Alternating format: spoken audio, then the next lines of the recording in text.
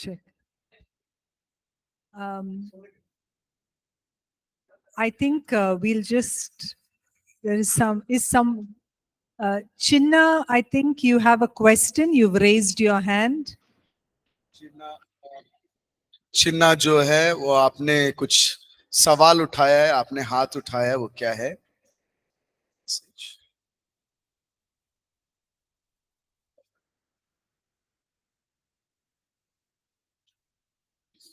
Okay, I think she's just.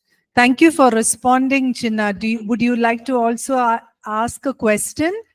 धन्यवाद आपका कि आपने वो सहभाग किया। क्या आप कोई सवाल पूछना चाहते हैं?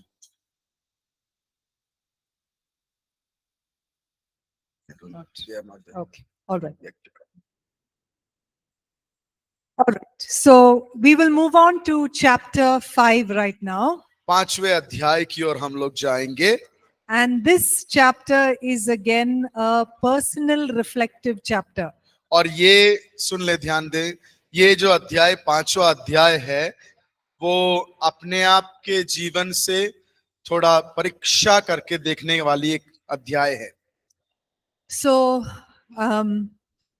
when a husband and a wife live together and make decisions together over some point of time, जब एक पति और पत्नी एक साथ रहते हैं और जब कुछ बातों के ऊपर निर्णय लेते हैं, what they are interacting with is, एक दूसरे से जो वो बातचीत करते हैं, they're interacting with their attitudes, their temperament and their behavior. वो उनके नजरिए के अनुसार और उनके स्वभाव के अनुसार और उनके व्यवहार के अनुसार करते हैं। So when you choose a person, the person may have very good skills and abilities. और जब आप एक व्यक्ति का चुनाव करते हैं, उसके अंदर बहुत अच्छे गुण और प्रतिभाएं होंगी, but it all comes with the person's attitudes and their behavior. और वो सब जो है उस व्यक्ति के नजरिया और व्यवहार के साथ आता है। So let's understand these three words. और हम ये 3 जो शब्द हैं यहाँ पर इस्तेमाल किए गए उसको हम समझेंगे। So attitude means the way that we think or we feel about something. नजरिए का मतलब है कि जिस प्रकार से हम एक चीज के ऊपर या एक व्यक्ति के ऊपर सोचते हैं और उसके बारे में चिंता करते हैं। Like when I say Bangalore, जब मैं कहूँ आपसे Bangalore, you have a certain attitude about Bangalore, isn't it? आप में जो है बैंगलोर के प्रति एक नजरिया है। Or when we say biryani, और जब हम कहें biryani, you have a certain attitude to it. और आप में एक उसके प्रति एक नजरिया होता है। Or when I say vegetable pulav, और जब मैं कहूँ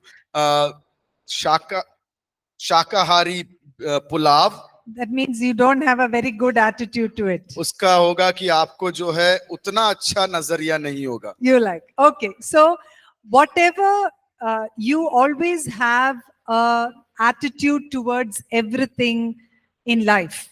और आपके जीवन में सारे विषयों के प्रति आपका एक नजरिया होता है। Yes, do you agree? हाँ या ना, सहमत है? Okay. The next word that we want to look at is the word temperament. दूसरा जो शब्द हम देखना चाहते हैं वो है स्वभाव।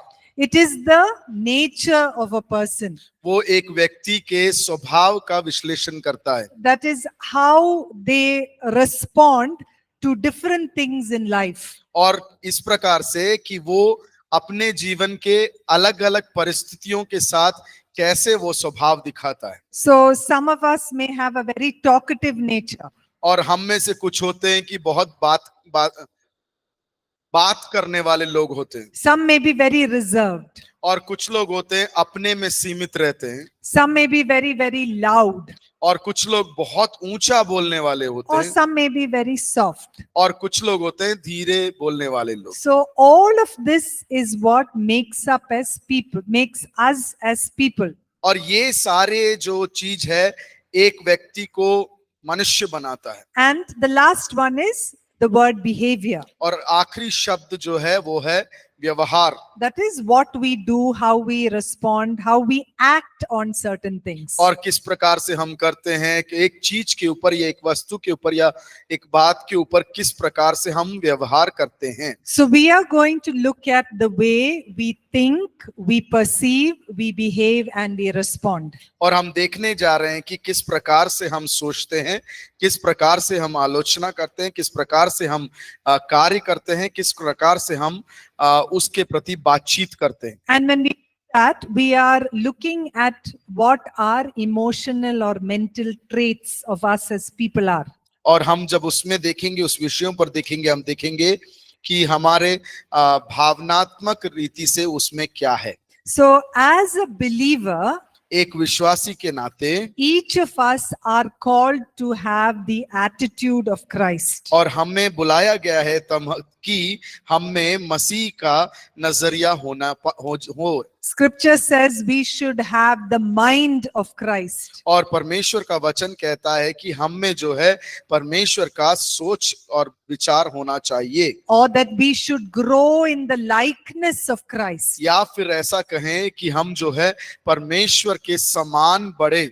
Or we should be doing and walking and talking and doing things the way that Christ does. और हम चले फिरे बात करें जिस प्रकार से परमेश्वर यीशु चलता फिरता था। Okay. Now I'd like you to look in the table. और जो आपके किताब में जो टेबल दिया गया है वो है 53 पेज नंबर 53 में जो टेबल दिया गया है। There are many negative attitudes that are written. और कई जो है नकारात्मक नजरिए वहां पर लिखे हुए हैं। Have you found it? क्या आपने ढूंढ लिया उसको? Now I want you to read through that list of attitude. और मैं आपसे चाहती हूं कि आप वो जो सूची दिया गया है उसमें से आप ध्यान पूर्वक पढ़ें। And identify what are some of the negative attitudes you may be having. और आप अपने में वो पहचान जाएं कि आप में उस प्रकार के कौन कौन से नकारात्मक नजरिए हैं। Yeah, if you could just read a few of those, that will help. और उसमें से कुछ जो नजरिए हैं वो देखेंगे। जो बातें भली है right? The negative one. Opposite to The second of one these, is yeah. the negative. दूसरा जो टेबल है उसका पहला नहीं दूसरे वाला जो नकारात्मक वो है क्रोध, घमंड, लड़ाई झगड़ा, दूसरों को दोष देना, कड़वाहट, फिर नियंत्रण करने के लिए करे। तो वो जो नकारात्मक जो सूची दिया हुआ है उसको ध्यान पूर्वक आप पढ़ें और उसमें से आपके जीवन में क्या है उसको थोड़ा ध्यान दें।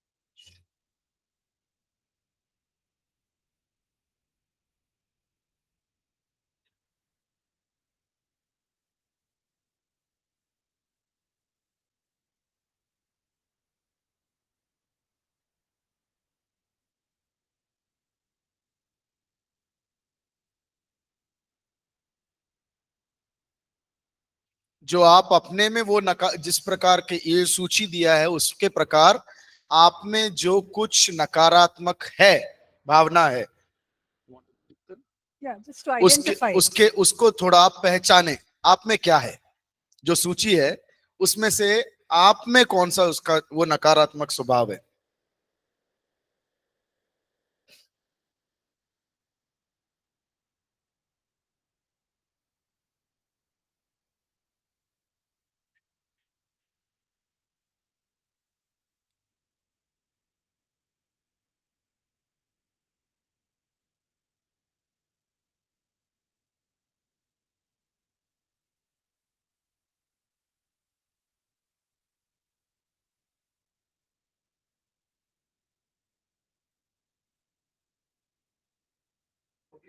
हो गया? Okay. So, why is it important for us to identify some of these negative attitudes? और ये जो नकारात्मक जो नजरिया है उसको हमारे जीवन से समझना क्यों जरूरी है? Because a negative attitude will affect everything you do. और एक नकारात्मक भावना जो है वो आप जो कुछ कार्य करें उस पर प्रभाव डालेगा। It will affect everything you see, it will affect everything, even what you say. और जो कुछ आप देखोगे और जो कुछ आप कहोगे उस पर ये नकारात्मक प्रभाव करेगा। For example, let's say you have got, someone has given you a gift. और उदाहरण से ले लें कि आपको किसी ने एक उपहार दिया And you have the negative attitude of complaining. और आपके अंदर एक नकारात्मक भावना है कि आप हमेशा जो है विरोध करते हैं। And so when you see that gift, you begin to not see it in a with a thankful heart. और जब आप में होता है वो जो नकारात्मक शिकायत करने की आदत जो है वो जब देखते हैं तो वो आप उसको एक भले रीति से स्वीकार नहीं करते। So you will complain that the gift is not good enough. आप शिकायत करेंगे कि वो जो उपहार है अच्छा नहीं है। You will tell everybody else that it was a very bad gift. और आप सब लोगों को ये कहना शुरू करेंगे कि वो जो उपहार है वो अच्छा नहीं है। So the negativity that is there inside you will affect everything in your life. और वो जो नकारात्मक भावना आपके अंदर है आपके जीवन के संपूर्ण क्षेत्र में प्रभाव डालेगा। And this kind of a negative attitude will affect everything that you enter into.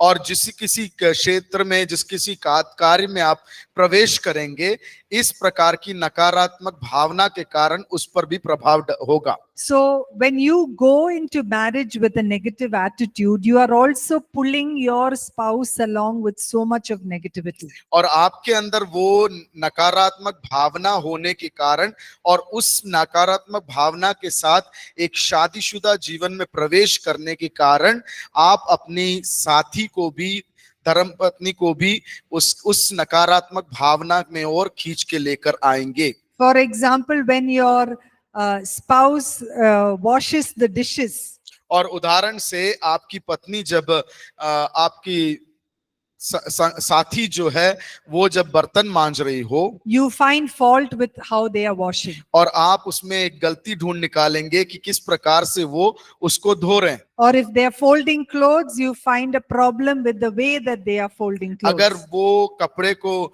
मोड़ कर रख रहे हैं तो उसमें से आप एक खामी ढूंढ लेंगे या गलती ढूंढ लेंगे कि वो कैसे कर रहे हैं। So your attitude is a choice. और आपका जो नजरिया है आपका चुनाव है। You can choose to be thankful or you can choose to complain. और आप चुनाव कर सकते हैं कि आप धन्यवाद के साथ रहें या आभारी रहें या आप शिकायत करें। And Christ shows us how to have a mind like him. और परमेश्वर यीशु दिखाता है कि किस प्रकार से उसके मन अनुसार बने।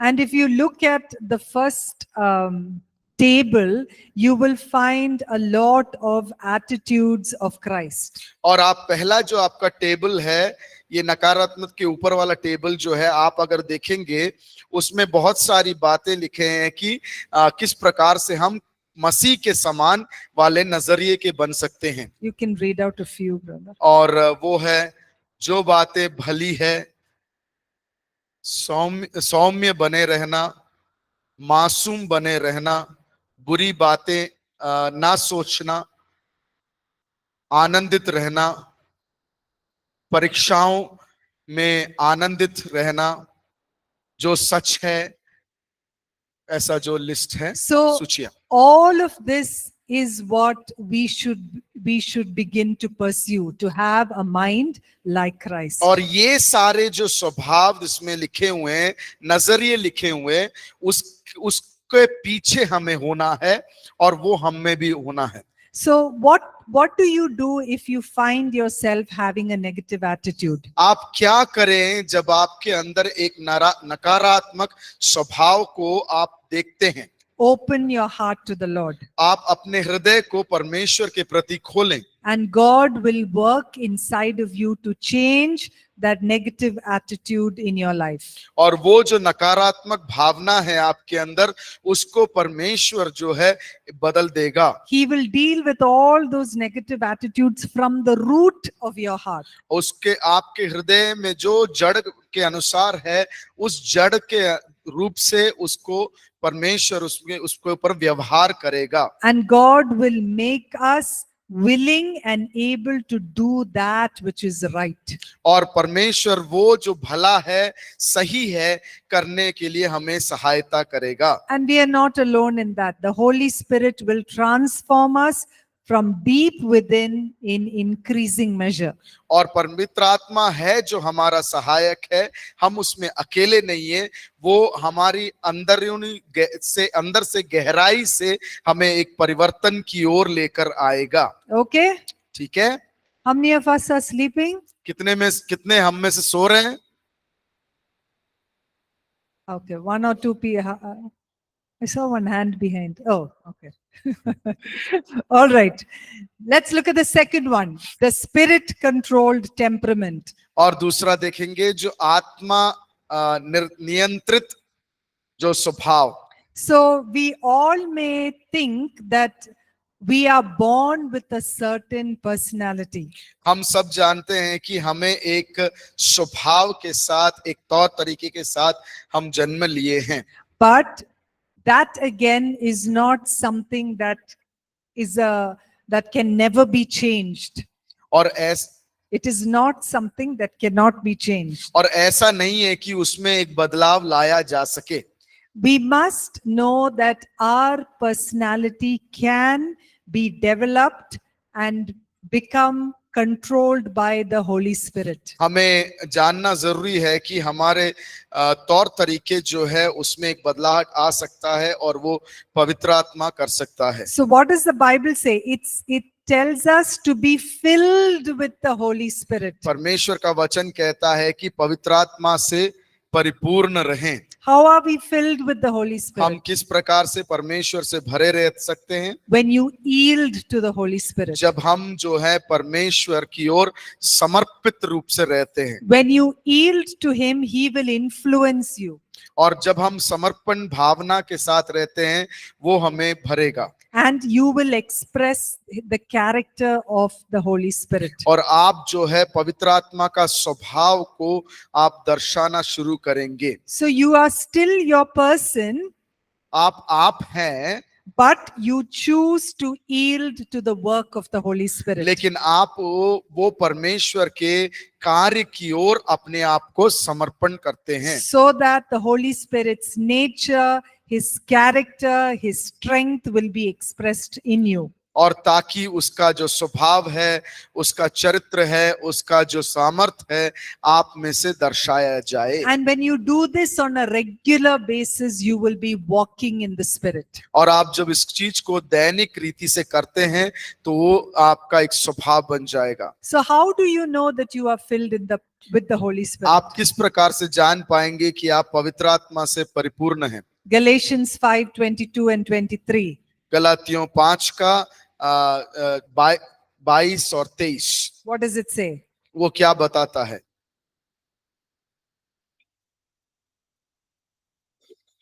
The fruit of the Spirit. आत्मा के फल। So when you exhibit the fruit of the Spirit, which is love, joy, peace, patience, kindness, goodness, gentleness, faithfulness, self-control, you are yielding to the Holy Spirit. और जब आप वो आत्मा के फल जो करुणा, दया, सद्भावना, नियंत्रण है वो उसके अनुसार प्रेम है उसके अनुसार करोगे तो उसका मतलब है कि आप परमेश्वर के प्रति अपने आप को समर्पण मनोभावना से कर रहे हो। So when the Spirit of God is within you, there is freedom. और जब आपके अंदर पवित्र आत्मा है आप में एक छुड़ाया हुआ अनुभव है। And as scripture says, He is the one who brings righteousness, peace and joy. परमेश्वर का वचन जैसे कहता है वो हमारे अंदर समाधान, धार्मिकता लेकर आता है।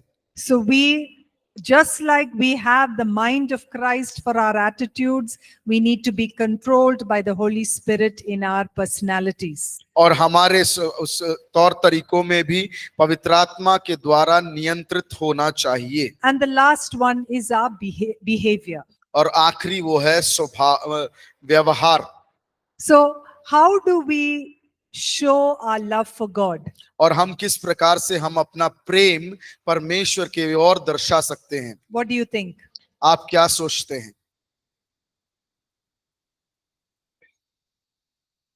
By praising Him, okay? What else? उसकी स्तुति करते हुए।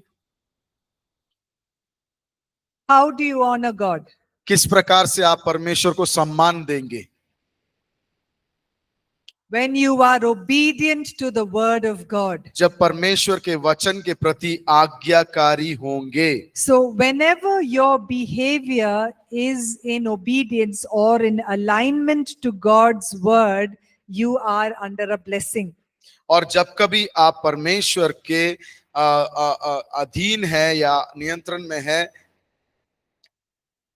when you are in obedience to the word of God, you are under a blessing. और आप जब परमेश्वर के वचन के आज्ञाकारी हैं तो आप एक अनुग्रह के नीचे हो। So God's word shows us ways of behavior.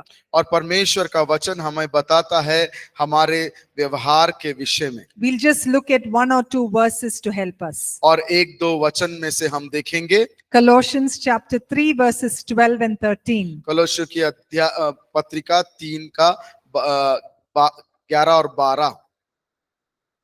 Can somebody read it? पढ़ लीजिए।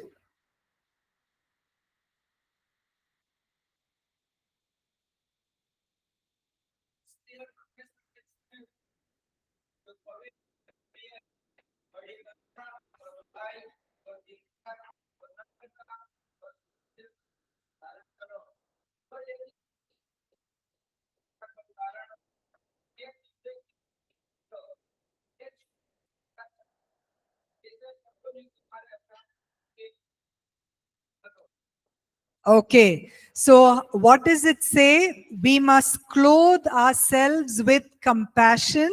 हमें जो है अपने आप को सहानुभूति के साथ वस्त्र ढक लेना है। Kindness, कृपा, humility, नम्रता, gentleness, शांतता, patience, सहजता, forgiveness. क्षमा। So that is what our behavior should look like. और ये होना चाहिए हमारा व्यवहार जिस प्रकार से दिखता हो। Tell me the last time you had an argument with one friend over here. और आप मुझे बताएं कि आखिरी बार जब आपके यहाँ के मित्र के साथ बहस हुआ था। How many of you were compassionate? कितने आप में से संवेदनशील थे? Kind, कृपामय थे, humble, नम्र थे, patient? सहनशील? Nobody? कोई भी नहीं। Huh? आर्ग्यूमेंट ही नहीं हुआ। She never had an argument. So it is a good check to see whether we are behaving in accordance to the word of God. ये बहुत ही उचित है जिस प्रकार से हम जांच सकते हैं कि क्या परमेश्वर के वचन अनुसार हमारा जीवन है। Especially when we are hungry, एक तरीके से जब हम भूखे हैं, angry, गुस्सैलू हैं, when we are away from our home, हमारे घर से दूर हैं, when people don't understand us, जब लोग हमें समझते नहीं हैं, is it easy to become like this? क्या आसान है ऐसा बनना? But that's what God calls us to do.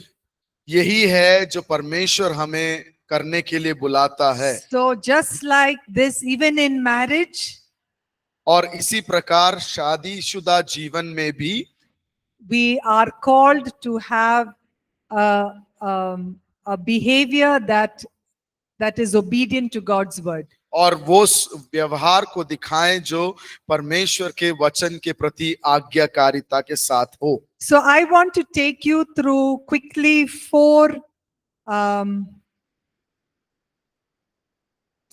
4 ways, और 4 मार्गों के में आप लोगों को मैं जल्दी से more लेके than ways, it's actually 4 important truths रास्ते से ज्यादा वो 4 महत्वपूर्ण सच्चाइयां हैं of how we can personally transform our lives, our attitudes, our behavior, and our temperament. और किस प्रकार से हम अपने निजी जीवन को, हमारे नजरिए को परिवर्तन में ला सकते हैं। So, the first 2 that we are going to talk about is something that is already completed for us. और एक पहला दो जो है हम वो है जो पहले देख चुके हैं। No. Those that have been completed by Jesus for us. और वो जो यीशु मसीह ने पहले से ही करके छोड़ा है। Okay, the other 2 is something that we have to continue doing. और वो दूसरा 2 जो है वो हमें करना है। Okay, so the first 2 is the first one is the power of the cross. और पहला है क्रूस का सामर्थ। So what has the cross done for us? क्रूस ने हमारे लिए क्या किया है?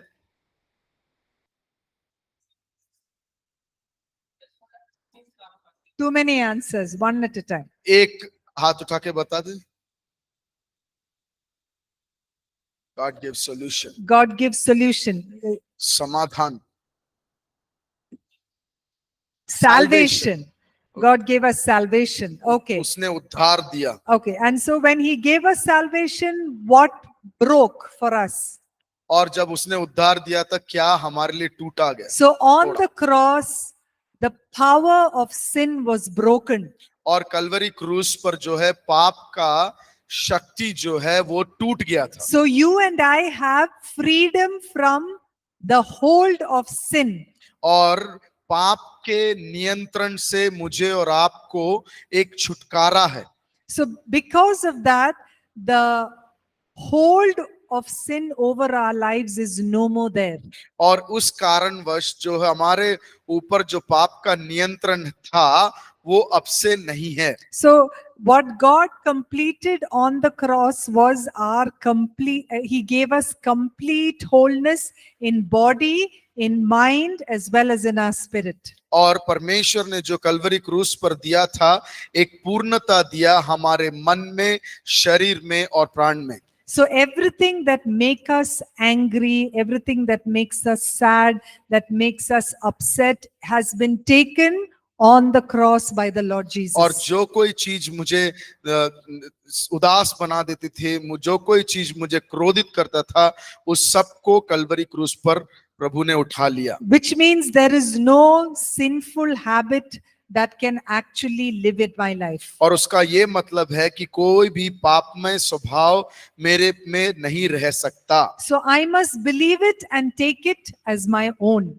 और उस पे मैं विश्वास करना है और वो मेरा निजी है कर ले लेना है। So if I keep saying I am an angry person, I have not agreed about the full work of the cross in my life. और अगर मैं निरंतर कहते रहूं मैं गुस्सैलू व्यक्ति हूं, उसका मतलब है कि मैंने वो कलवरी क्रूस के काम को पूर्ण तरीके से स्वीकार नहीं किया। So when Jesus died on the cross, he took away the power of every sin and temptation in my life. और सारी परीक्षाएं और सारे पाप का जो था शक्ति है उसको परमेश्वर ने कलवरी क्रूस पर ले लिया। And that cross becomes the basis for me to extend forgiveness to others. और वो क्रूस जो है मेरे लिए एक आधार बन जाता है ताकि दूसरों के प्रति मैं क्षमा दिखा सकूं। Okay? ठीक है? Amen. The second one, which I know that you all have studied, is your identity in Jesus Christ. दूसरा जो है जिसको आपने पहले से पढ़ा है वो है आपका मसीह में पहचान। So when you became born again, you became spiritually one with Jesus Christ. और आप जब नया जीवन प्राप्त कर लेते हो आप यीशु मसीह के साथ एक हो जाते हो। So you're no more old, but you are आप पुराने नहीं हो, अब नए सृष्टि हो You are a new creation and you live out of the identity of Christ. और आप जो हो एक आपके मसीह के पहचान के अनुसार जीवन को जीते हो। So you're not seeing yourself as how you saw yourself before you became one with Christ. और आप जिस प्रकार से यीशु मसीह को प्राप्त करने के पहले नजरिए से देखते थे उस नजरिए से अब नहीं देखते हो। So you're seeing everything in the light of freedom, in the light of God's victory, in the light of God's power. और अब जो आप अपने आप को देखते हो परमेश्वर के विजय के अनुसार, परमेश्वर की जो छुटकारा है उसके अनुसार देखते हो। So as you have learned, who you are in Christ is who you really are. और जैसे हमने सीखा था मसीह में हम कौन है, जो हम जैसे हैं। So even as you are helping or learning to get rid of some bad behaviors or bad attitudes, remember that you have the power of the cross and you are identified with Christ. और याद रखें कि जब आप परमेश्वर में हैं तो आप में परमेश्वर का सामर्थ है और आपका पहचान मसीह में है। Okay, so these are two things that's already done for you. और ये दो बातें हैं जो पहले से आपके लिए किया गया है। Which are the two? वो दो कौन सा है? The power of the cross क्रूस का and सामर्थ, your identity in Christ. मसीह में मेरा पहचान। The other two things, as I said, is ongoing. और दूसरा दो जो आगे बताया है वो एक जारी है।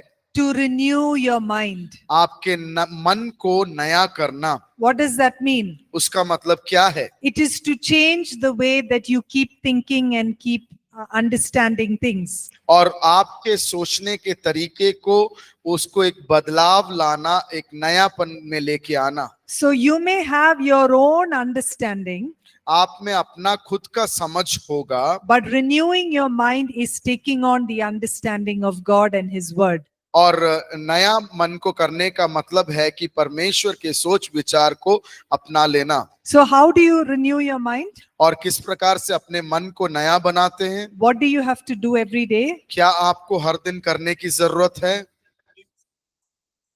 Yes, wonderful. To meditate on God's word. और परमेश्वर के वचन पर ध्यान करना, मनन करना। Because the more that you meditate on God's word, the more it will change your heart. और जितना ज्यादा आप परमेश्वर के वचन के ऊपर अध्ययन करेंगे उतना ज्यादा आपको वो बदल देगा। If, for example, suppose you are saying, I am good for nothing. और उदाहरण से अगर मैं अपने आप के बारे में कहता हूँ मैं किसी विषय में भी अच्छा नहीं हूँ। But when you renew your mind, you are saying, I am God's child and God empowers me to do things for His glory. और जब मैं नया मन कर लेता हूँ तब मैं बोलता हूँ कि मैं परमेश्वर का संतान हूँ और मुझे परमेश्वर सामर्थी बनाता है कार्य करने के लिए। You can renew your mind only by meditating on God's word. आप अपने मन को नया तभी बना सकते हैं जब आप परमेश्वर के वचन को अध्ययन करते हो। Not saying some nice self-talk phrases. और अपने आप को कहने वाली या खुश करने वाली कुछ कथन नहीं। Because that has no life. क्योंकि उसमें कोई जीवन नहीं है। It's only God's word that is living and active. और वो परमेश्वर का वचन ही है जो जीवित है और कार्य में है। And that will bring about transformation in और your life. वो आपके जीवन में एक परिवर्तन लेकर आएगा। The last one is to walk in the Spirit. और आखिरी जो है वो है आत्मा के अनुसार चलना।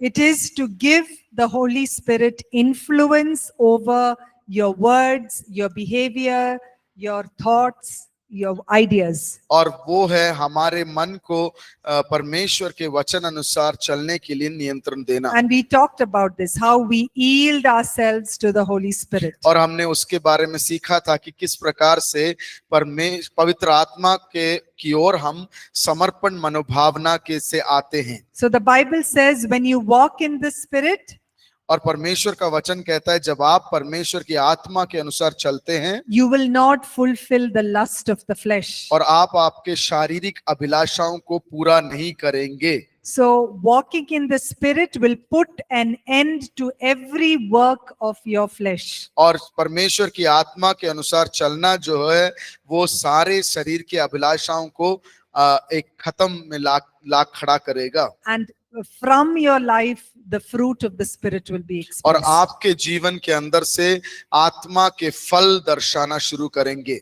So, can you imagine having a renewed mind when you are in marriage? और क्या आप ये कल्पना कर सकते हैं कि आप जब वैवाहिक जीवन में हैं तो आपके अंदर एक नया किया गया मन हो? Because your life just does not get transformed, but also the life of the person you marry.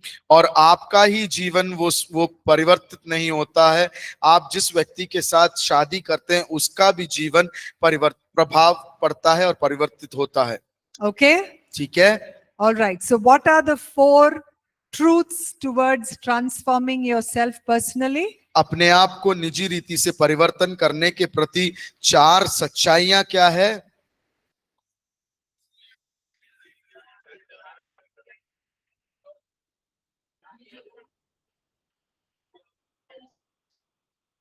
Very good. अच्छा, All right. Okay. We have 5 minutes, and I'd like you to quickly turn to the application page.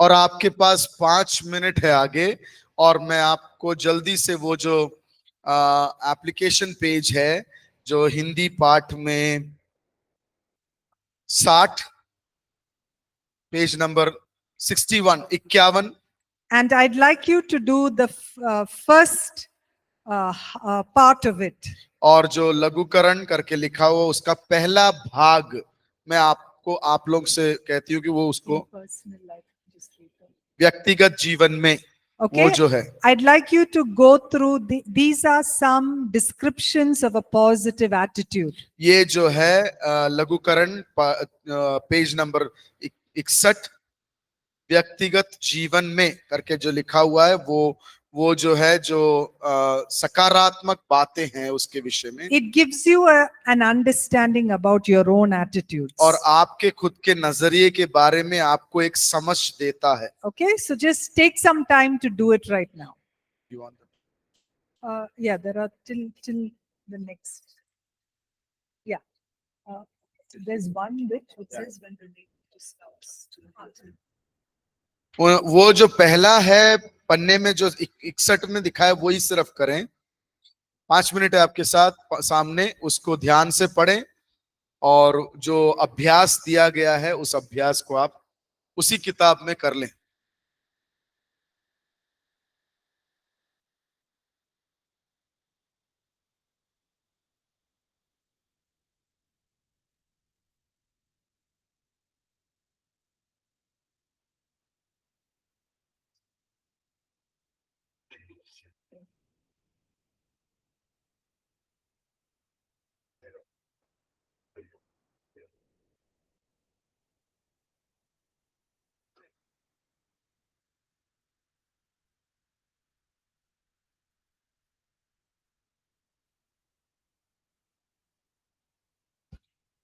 और उसमें जो दिया गया है उसमें लिखा हुआ है सही है, अक्सर, प्राय, हमेशा, उन सब में आप जो है टिक करने के लिए लिखा हुआ है, चिन्ह लगाएं। तो उसमें आपके पेन पेंसिल जो भी आपके हाथ में है उसको ले लें, उसके अनुसार टिक करते भी जाएं। एक एक पढ़ें और उसके साथ उसके सामने टिक करें। ये नहीं करना कि सब कुछ पढ़ने के बाद आखिरी में टिक करने जाएंगे। पहला पढ़ लिया उसमें आप टिक करें, चिन्ह लगाएं, दूसरा पढ़ा चिन्ह लगाएं, उस प्रकार से।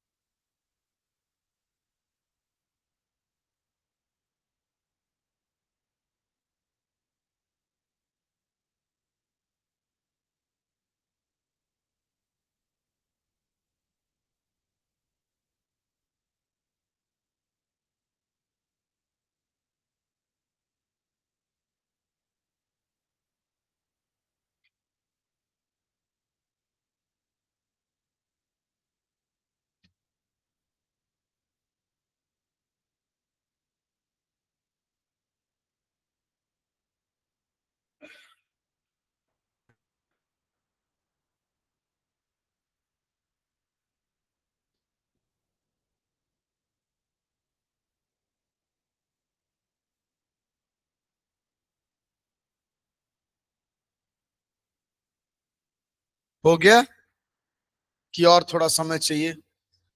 समय चाहिए।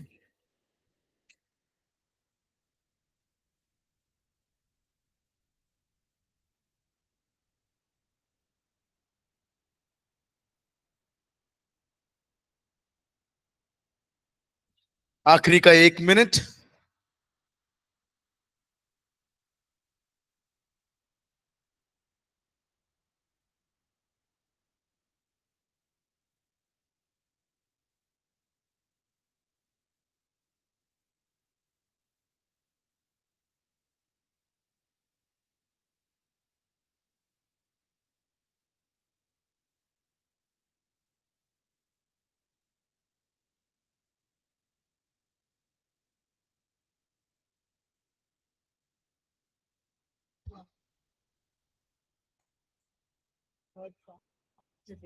One is relating to your spouse.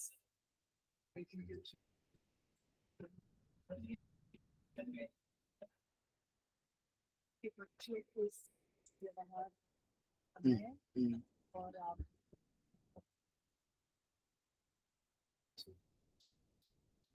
must be spouse and relating to your spouse.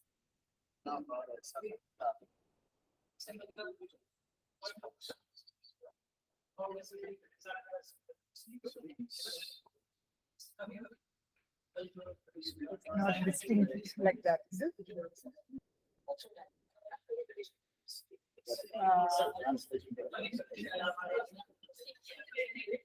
It may not be there. और जो शादीशुदा लोग हैं वो लोग जो नीचे दिए गए टेबल है जो उसमें लिखा है अपने बच्चों के साथ व्यवहार करते समय, और दूसरा एक और है अपने, हाँ, अपने जीवन साथी के साथ व्यवहार करते समय, जो 62 और 63 में है। 62 और 63 में, 62 में लिखा हुआ है कि अपने जीवन साथी के साथ व्यवहार करते समय, और 63 में लिखा हुआ है अपने बच्चों के साथ व्यवहार करते समय। जो शादीशुदा लोग हैं तो वो उसको आगे कर सकते हैं अभी, Not now, later. और आप आगे कभी भी आप कर सकते हैं उसको। हाँ,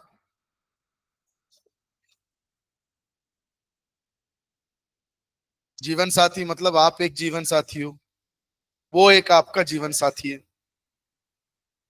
Okay. ठीक है, All right. We'll stop for a 10-minute break and come back at 4 o'clock.